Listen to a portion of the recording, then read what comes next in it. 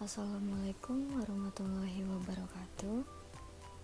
Video kali ini berhubungan dengan tugas kuliah saya yang membahas tentang artificial intelligence. Sebelumnya, izinkan saya untuk memperkenalkan diri terlebih dahulu. Nama saya Sifa Aulia Salsabila, NIM 19040300014, mata kuliah Artificial Intelligence kelas 5B. Oke, langsung saja kita akan masuk ke materi yang pertama, yaitu pengertian Artificial Intelligence. Secara umum, kecerdasan buatan atau Artificial Intelligence adalah simulasi dari kecerdasan yang dimiliki oleh manusia yang dimodelkan di dalam mesin dan diprogram agar bisa berpikir seperti halnya manusia. Sedangkan menurut para ahli, yaitu Andreas Kaplan dan Michael Heinlein, mendefinisikan kecerdasan buatan sebagai kemampuan sistem untuk menafsirkan data eksternal dengan benar, untuk belajar dari data tersebut, dan menggunakan pembelajaran tersebut guna mencapai tujuan dan tugas tertentu melalui adaptasi yang fleksibel. Kecerdasan diciptakan dan dimasukkan ke dalam suatu mesin komputer agar dapat melakukan pekerjaan seperti yang dapat dilakukan manusia.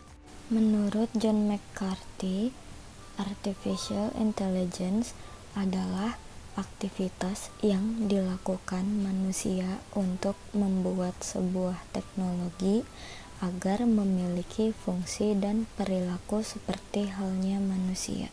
Lalu, Herbert Simon berpendapat bahwa Artificial Intelligence adalah sebuah media untuk melakukan penelitian pada pemrograman komputer untuk melakukan suatu kegiatan yang menurut manusia cerdas.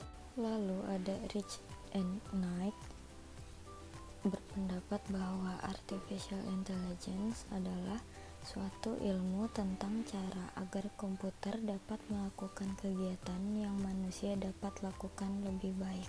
Bidang yang menggunakan kecerdasan buatan yang pertama yaitu sistem pakar, yang kedua permainan komputer atau game, yang ketiga logika fuzi, yang keempat jaringan syaraf tiruan, yang kelima robotika.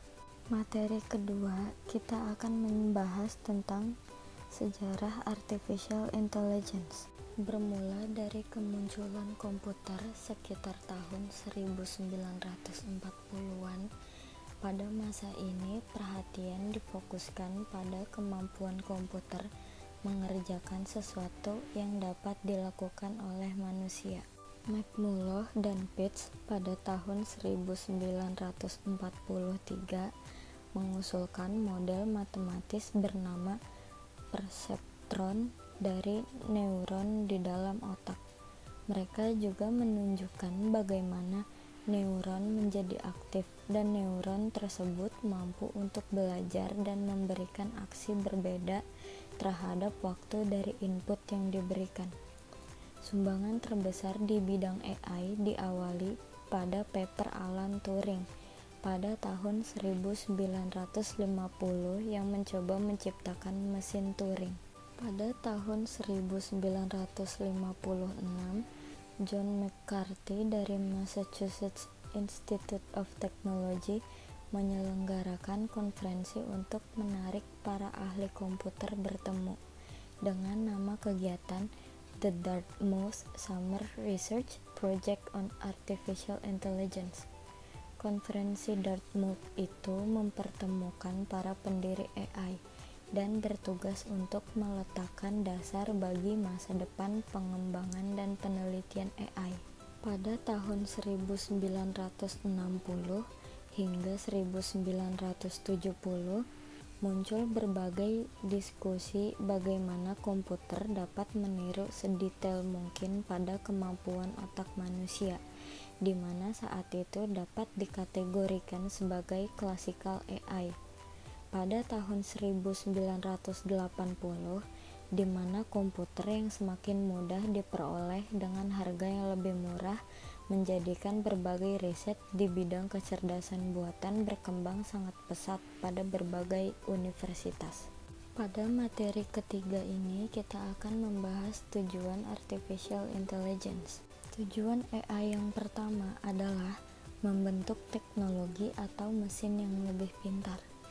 Tujuan utama dikembangkannya kecerdasan buatan yaitu untuk membuat suatu teknologi atau mesin menjadi lebih pintar sehingga akan memudahkan pekerjaan manusia. Contoh bisa dilihat di komputer. Selain untuk mengetik, komputer sekarang dikembangkan menjadi lebih pintar sehingga bisa untuk bermain game, mengedit video dan foto, serta bisa digunakan untuk banyak kegiatan bermanfaat lainnya. Yang kedua, memahami kecerdasan. Tujuan ilmiah dibentuknya teknologi kecerdasan ini ialah untuk membuat suatu mesin yang mampu memahami kecerdasan seperti bisa memecahkan masalah dengan lebih cepat, lebih teliti, lebih efektif dan efisien. Dan tujuan AI yang ketiga adalah membuat suatu teknologi yang lebih bermanfaat. Dari segi entrepreneurial, kecerdasan buatan mampu membuat suatu usaha mendapatkan hasil lebih maksimal, karena teknologi dengan AI akan mempermudah pekerjaan. Suatu pekerjaan akan terasa ringan dan bisa selesai dalam waktu cepat. AI juga mampu mengumpulkan dan menganalisis suatu data, sehingga Anda bisa mengetahui peluang terbaru untuk bisnis Anda. Selanjutnya ada keuntungan dan kelemahan artificial intelligence. Keuntungan artificial intelligence. Yang pertama, bersifat permanen. AI adalah kecerdasan buatan yang bersifat permanen karena memang bisa digunakan berulang-ulang di mana saja dan kapan saja. Yang kedua, menawarkan kemudahan. Kecerdasan manusia yang dibuat telah disimpan di AI, sehingga AI akan memudahkan manusia. Data yang sebelumnya disimpan akan mudah diakses kembali. Yang ketiga, bersifat konsisten dan teliti. AI juga lebih konsisten dan teliti. Kecerdasannya tidak berkurang dan peluang terjadinya kesalahan sangat kecil. Yang keempat, dapat disimpan. Dapat menyimpan data sebesar dan sebanyak apapun. Arsip dan data tersebut tentunya bisa disimpan dan digunakan oleh generasi selanjutnya. Kelemahan artificial intelligence. AI hanya mengolah data dan memutuskan sesuatu sesuai data yang dikumpulkan, berbeda dengan manusia yang masih mempertimbangkan naluri dalam mengambil suatu keputusan. Selain itu, ada informasi yang memang hanya bisa diproses dan dimengerti oleh manusia. Jadi, jika nantinya ada suatu robot yang dibentuk menyerupai manusia, robot tersebut tetap tidak akan bisa memiliki insting manusia dan hanya mampu melakukan pekerjaan sesuai dengan sistem AI yang dimasukkan ke dalamnya.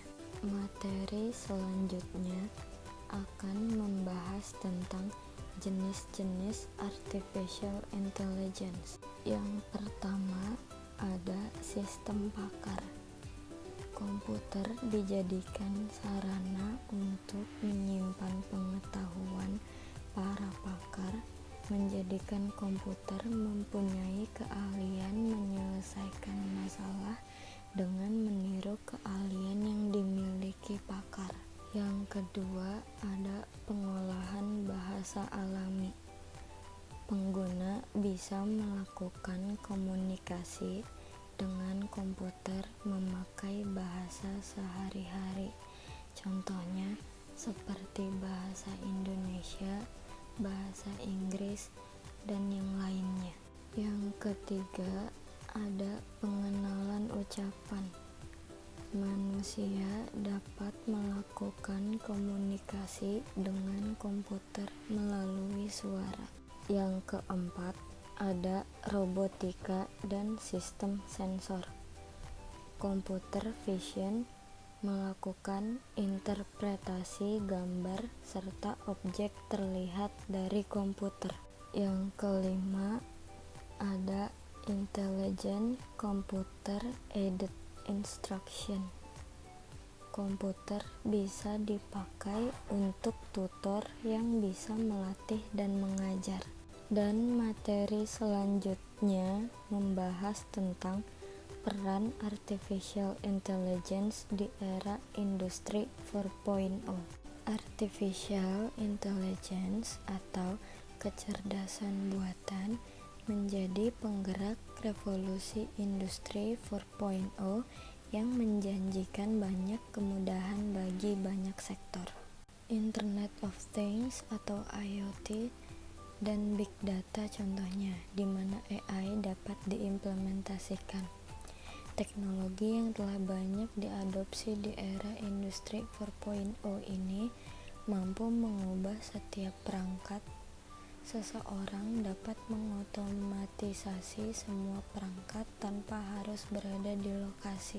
Saat ini telah banyak mesin yang dapat menginterpretasi suatu kondisi atau kejadian tertentu dengan bantuan AI, sebagaimana kamera cerdas pendeteksi kepadatan volume kendaraan di jalan raya menggunakan teknologi deep learning neural network yang telah diimplementasikan dalam mendukung program Smart City.